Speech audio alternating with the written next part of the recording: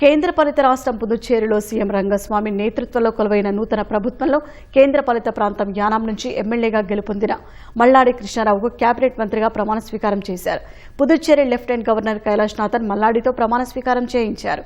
ఈ కార్యక్రమాన్ని వీక్షించేందుకు యానాంలో మల్లాడి కృష్ణారావు ఇంటి వద్ద భారీ ఎల్ఈడీ తెరలను ఏర్పాటు చేశారు. మహిళలు, కార్యకర్తలు, అభిమానులు అధిక సంఖ్యలో పాల్గొని కేక్ కట్ చేసి సంబరాలు చేసుకున్నారు. డబుల్ ఇంజిన్ సర్కారుతో యానాం అభివృద్ధిలో దూసుకుపోతుందని స్థానికులు ఆశాభావం వ్యక్తం చేశారు.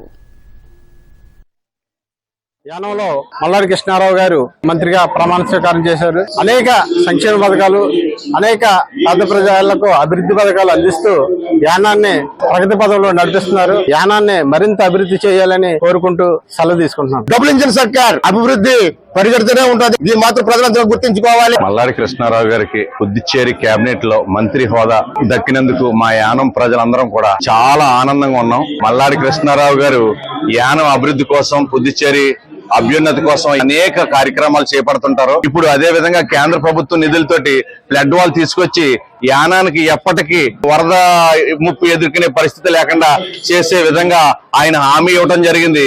అది ఈ ఆయామంలో జరుగుతుందని మేమందరం ఆశిస్తున్నాం.